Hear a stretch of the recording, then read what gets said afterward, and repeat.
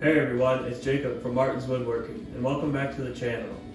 So after I built this dining room table, which I'll have linked above, I decided that I needed some chairs. So in today's video, I'm going to show you how I made 2 chairs out of 1 sheet of plywood. Let's dive right into this build, and to start off, we're going to need some 3/4 inch plywood and a 2x4 piece of 1/4 inch MDF. I drew out my design on the piece of MDF, taking my time to make sure I had everything shaped how I wanted. Then I traced the lines with a black marker and began cutting out the template. I used a track saw sled to cut my lines straight. Normally I would use the bandsaw, but to keep the lines as straight as possible I use a track saw method. You could also just use a straight edge and a guide to accomplish the same thing. With the template cut out, I could begin figuring out how to lay the template on the plywood to waste as little plywood as possible because I'm not using a CNC. I'm going to be doubling everything up to get a thicker chair leg, so I will need 4 pieces drawn out with each template. Also be sure to flip the template over after tracing the first 2. This will allow you to have the same side of the plywood showing on the inside and outside. If you don't flip them over, it will be glued together and look like a normal sheet of plywood, with one good side and one not so good side. With all the pieces traced out, I used my jigsaw to cut all the pieces, leaving around 1/4 to 1/8 of an inch between the cut and the line that was already drawn.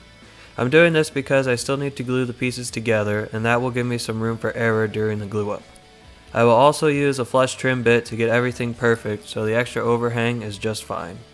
With all the pieces cut out, I began the gluing process. I used Titebond 2 for this glue up. This took me a couple days to do because I don't have that many clamps, but while the glue was drying, I was still able to get some things accomplished. Make sure that you are gluing the correct pieces together. I always make sure to label my pieces to make sure that I'm doing everything correctly.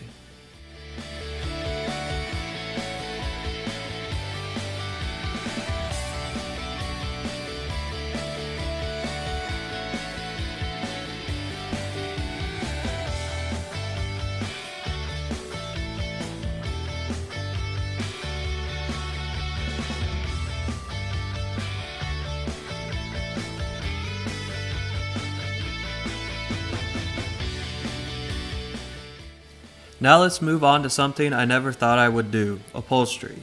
I'm going to be making my own seat cushions for these chairs. I'll try to link all the products I use down below, but I went to JOANN's craft store to get all my materials. I would definitely try to go when there is a sale going on at JOANN's. To start off this process, I cut out a piece of plywood to match the same size as the seat cushion that I bought, and I painted that black. Then I moved on to cutting the fabric and batten to size. I had enough material to make 2 seat cushions. With all the materials cut to size, I laid everything out to start the first cushion. I laid everything out upside down, and in this order: fabric, batten, cushion, and then the plywood base. I should have cut a hole in the plywood to let the air escape, but I ended up doing that later after I had everything put together.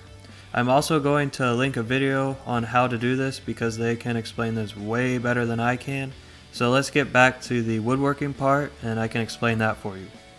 With the seats done and the glue dry, I can now begin using the templates and the flush trim bit to get the chair pieces to final size.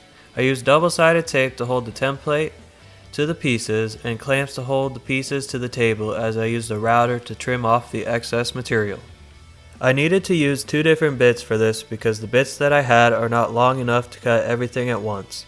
The difference between the blue bit and the red bit are simply where the bearing is. One is on the bottom and the other is on the top. I started with the blue bit because the bearing was closest to the template. Then when I was done with that, I could use the red bit to run the bearing along the part that was already flush trimmed to the template. With all that said, it just means that I can use the blue bit first on all the pieces, removing the template and then moving it to the next set of pieces, and then when they were all cut with the blue bit, I could just use the red bit and flush trim off the excess without the templates.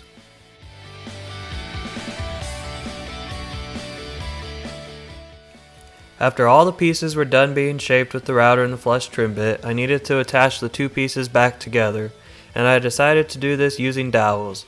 I used a square to mark out the lines for the dowels and cut the dowels with the dowel jig. I glued everything together using some scrap cut-off pieces to give the clamps somewhere flat to clamp against and to provide some even clamping pressure. Next, I need some braces for underneath the seat cushion and something to connect the two sides of the chair legs together. I'm going to be using pocket screws to attach these because they will be hidden under the seat and no one will ever see them, unless they remove the seat.